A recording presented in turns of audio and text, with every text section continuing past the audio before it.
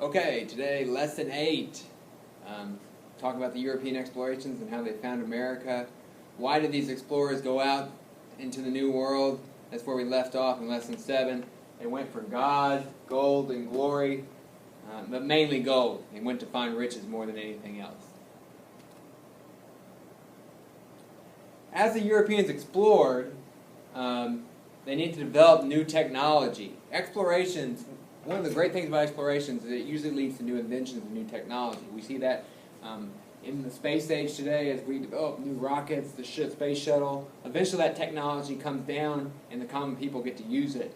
And we have benefited from that very much so in the last 30 years or so. Same thing in the 1400s. They invented the caravel, a ship that can sail against the wind.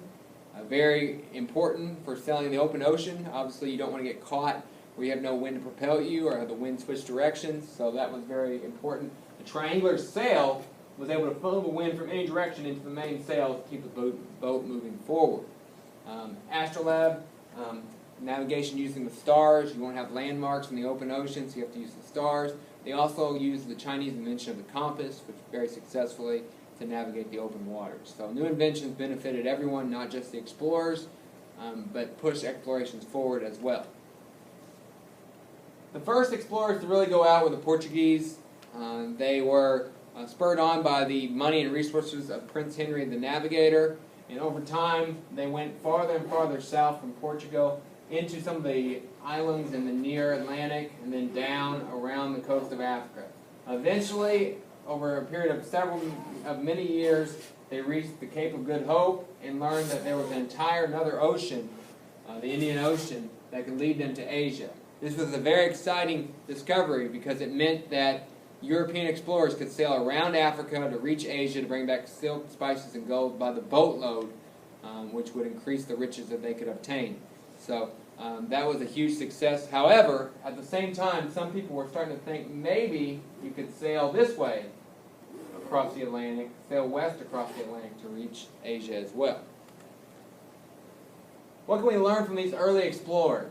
You know, the hazards were great and the fear was great. Most people thought that you would sail off the end of the earth if you went too far out into the open ocean.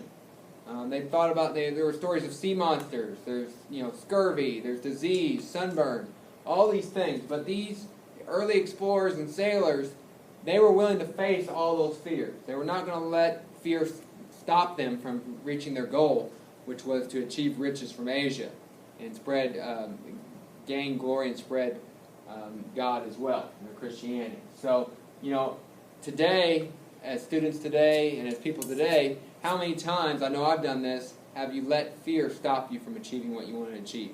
How many times have you limited yourself with fear, abandoned a project for fear of failure, fear of what might happen?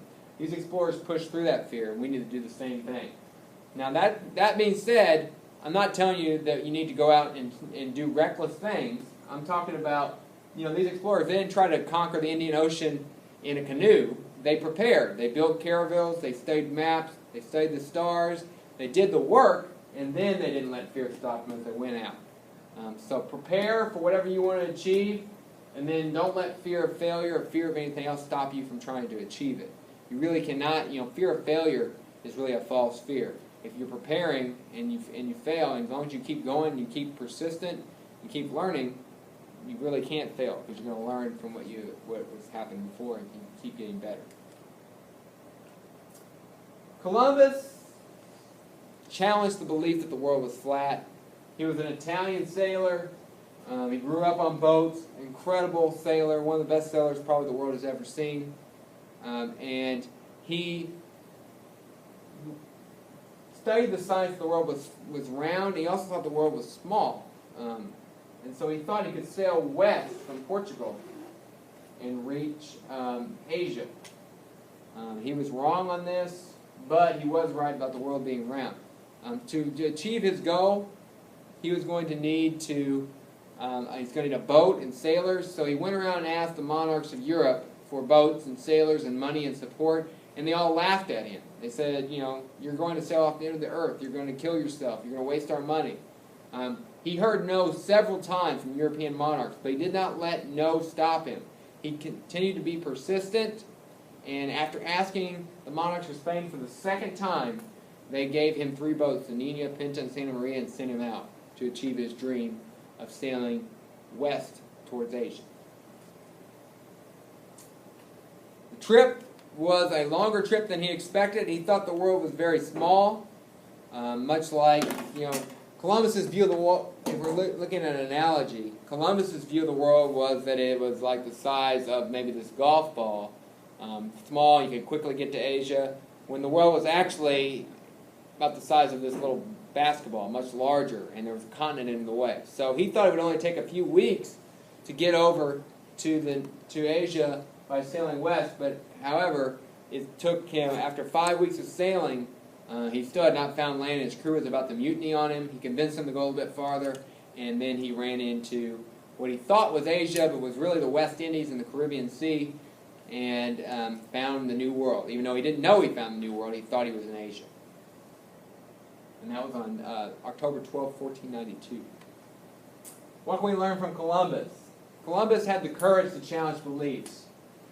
Most people believed the world was flat. Columbus challenged that belief and successfully found a new world by doing so. How many things do we believe about ourselves that may or may not be true? How many things do we believe about the world, the galaxy, our whole system that may or may not be true? We must constantly look and test our beliefs. We must constantly be looking to learn and expand on what we know. And that's the best thing we can do. And we can start with ourselves. How many limiting beliefs, how many times do we say, oh, I can't do that, oh, I can't do this? Those are just beliefs. We can change those beliefs, and we can challenge them, and we're probably capable of much more than we think. Columbus shows that. Most people believed he would sail off the end of the earth. He believed he would find Asia.